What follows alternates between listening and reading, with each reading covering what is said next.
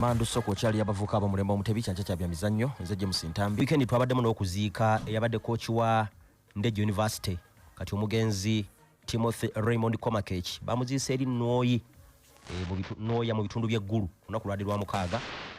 Tusaba Katonda omwoyo gwe agulamuze ekisaati era ne babadde atendeka nabayongera okubagumya era mwetwalabidde ne ttiimu y'eggwanga omutendesi Paul Joseph Putti ng'agirangirira egenda okuzanyira emipiira ebiri gya World Cup qualifiers ogwa Somalia n'ogwa Guinea. 17-21 mu timu yayitiddwa ne Ntambi Mwali musambe wa timu ya Vipers naye jukira okumuyita kirala n'okuonalinga invitation nakyo kirala. So tulinze tulabe obaddala anakkiriza kuba luli era abadde ng'ayitibwa naye nga tatera kujja. Era weekend yemu twabaddemu ne Oldies League eno eyabakuliriddeko mu myaka Luzira X Internationals n'ekuba timu ya Kawempe Kataka egolo zadde 3-0 so nga ne bannaffe abakiwanga. Chiwanga Legends nabo basobodde gwaddo ne timu y'abanafu ababutabika Stroke Prisons. Gayaza Corporates yakubidwa mutundwe Diplomats egolo zabadde 4-0 ate bo banaffe abakaba wa Selecti ne Aska abo bakoze maliriga 0-0.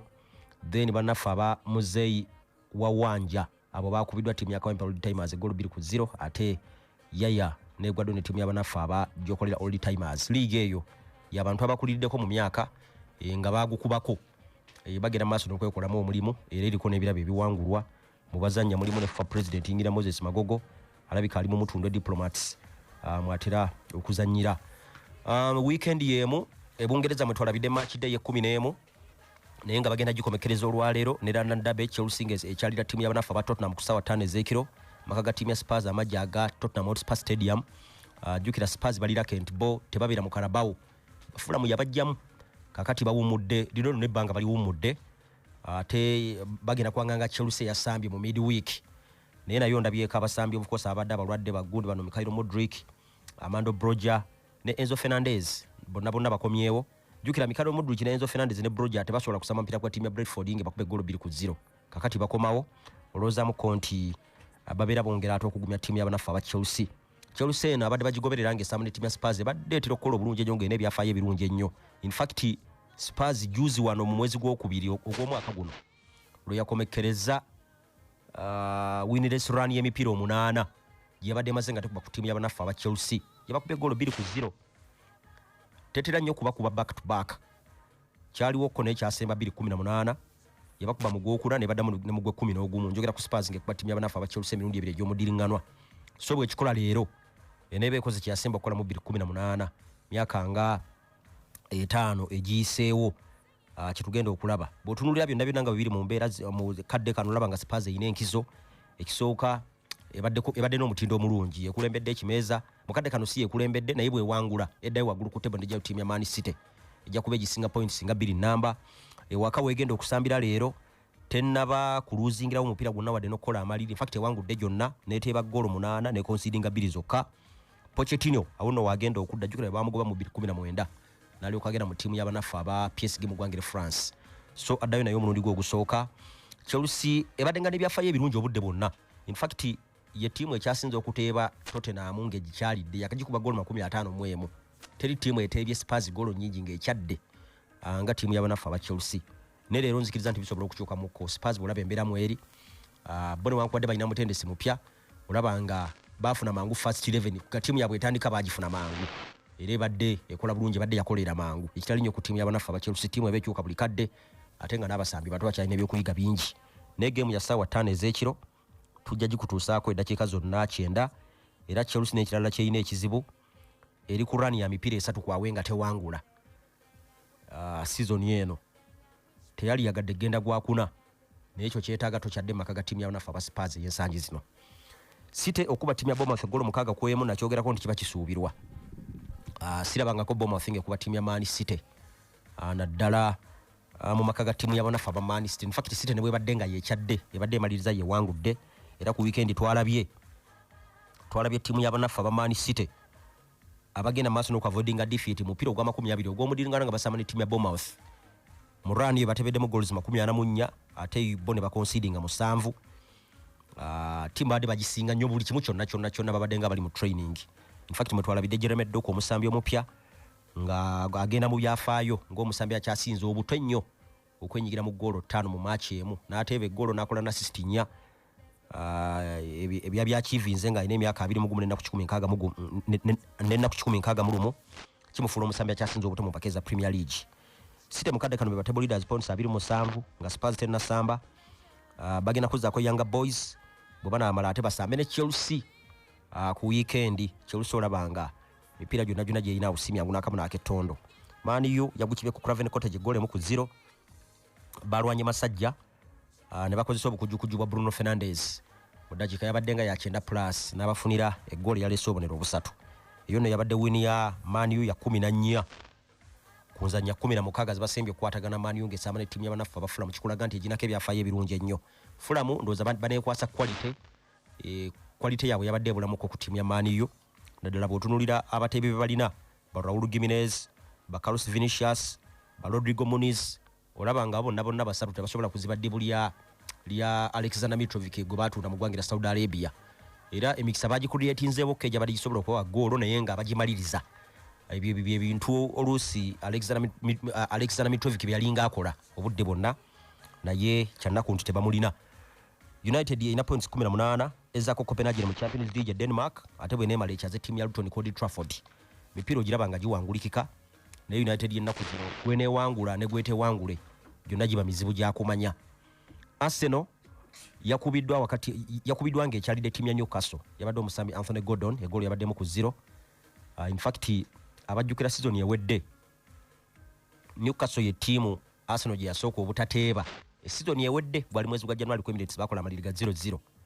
Kati Arsenal yagenza okujja mu mupira guno ngeri kulani ya mipira 17 nga ne lwekubiddwa eteeba era Newcastle ne ba stoppinga ngebakube gole mu kubwerere.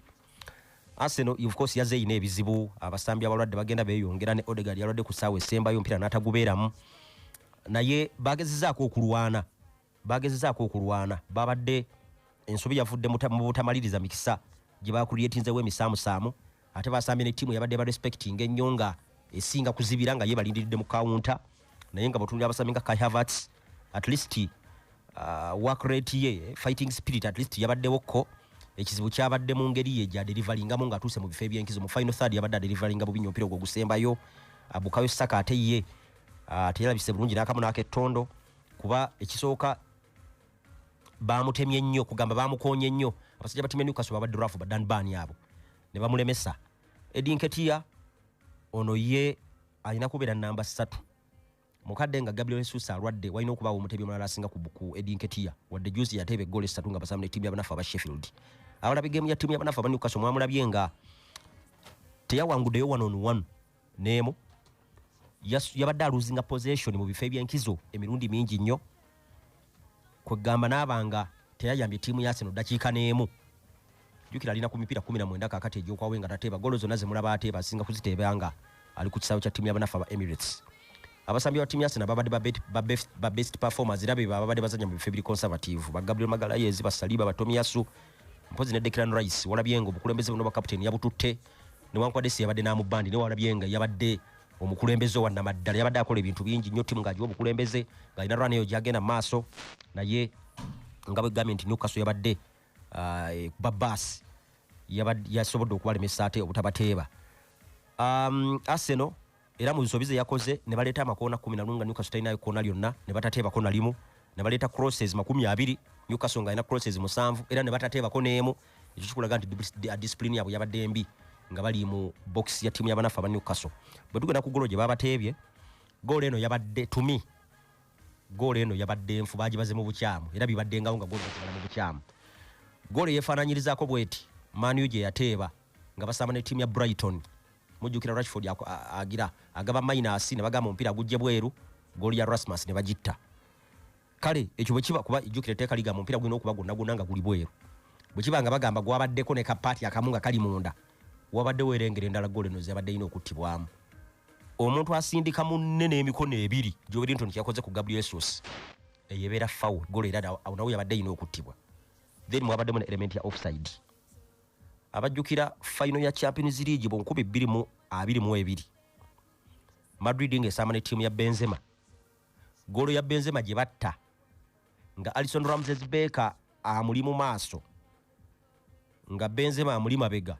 Jukira emabega eri waliyo babaka ba timu ya Liverpool babiri Egoal eyo bagitanga bagamba Benzema ali offside olwokuba Alisson yamuli wano mu maaso wano. Embeera eno yabaddewo era mu goal eyo. Jukira gundi agenda okuteeba omupiira mu katimba. Already yabaddewo ngate David Raya amuliko mu maaso. Ekyo badde batera okukigabira ku offside emirundi mingi. So awo nawo nalabyewo nga wabaddewo obutali bwesimbu eri aba VAR.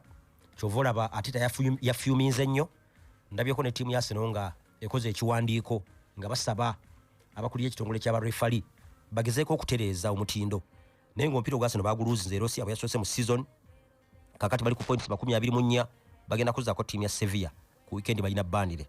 Newcastle ku points 20 ezaako timu ya Dortmund bwe malesa amene timu ya Bournemouth. Liverpool kola draw ne Luton ya goal emukwemu. Luton yabadde manyeso okufuna win ya yesooka ku timu ya Liverpool okuva mwaka ogw'ekyenda mu ogumu mu liigi y'ababinywera. Jukira Luton ye timu yokka ku muziro kakati ya 20 ezanya mu premium mulundi ogusooka kuba yo bagisalako mu 9 mu gumu. Premier agenda okujja mu 92 nga tebaliwo badde tebajjanga. Bataddewo embeera kituufu naye nga bakozeseza obunafu bwa timu ya Liverpool obwabadde mu butaba boogi nabo nga batuuse mu final third. Ne bufuna shot 24 mukaaga ziri ku target. Babeera ne possession nene naye nga tebagikozesa. In fact goal yabwe yatebedde Ntambi Diaz mudakika badde ya 95. Abadde yasemba okusaba omupiira gwa timu ya Liverpool gwa Premier nga 20 mu mwezi gwa October. Jukira ine ebizibu kitawe bamuwamba era mwalabye bwe yatebye goal. Yabadde ne ka vest munda akaliko ebigambo Libertad para papa. Bigambo ebyo bya olulimi lwabwe olwo Colombia naye nga mu luzungu bitegeeza freedom for my father. Kitaawe akyali mu buwambe. Bali babawamba ne nyina nalabika kitaawe ye akyali mu buwambe. Liverpool yafunye akabonero ku points 24. Ezaako timu ya Toulouse wali mu mpaka za Europa ku Lwokuna ate malesa amene timu ya Brentford ku weekend.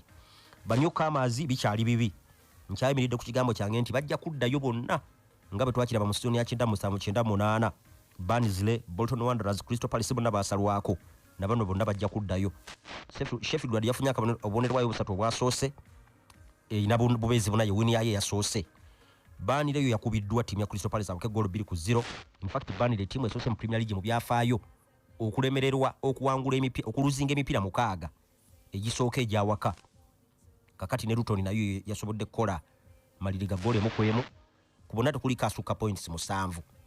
Aston Villa bamukubye yabadde ne unbeaten run ya mipiira mukaaga. Nottingham neji musuuza nejjukira Nottingham eri stable ninga eri waka mu mipiira 20 ina mu losses 2 zokka ina draws mwenda ne wins mwenda. Si timu nyangu ngeri awaka waayo. Twalabye n'omukyala gwe bayita Rebecca Welch ye mukyala yasoose okubeera 4th official mu mupiira gwa Premier League. Manu yabadde esamba ne timu ya Fulham ku Craven Cottage n'emyaka 39. Tubadde tulaba abalamula naye nga babuba katambaala gundi ono Siam Mase Ellis atera kuba katambaala ne 4th official twasookedde ku ono Ssaabasajja Kabaka awangaale.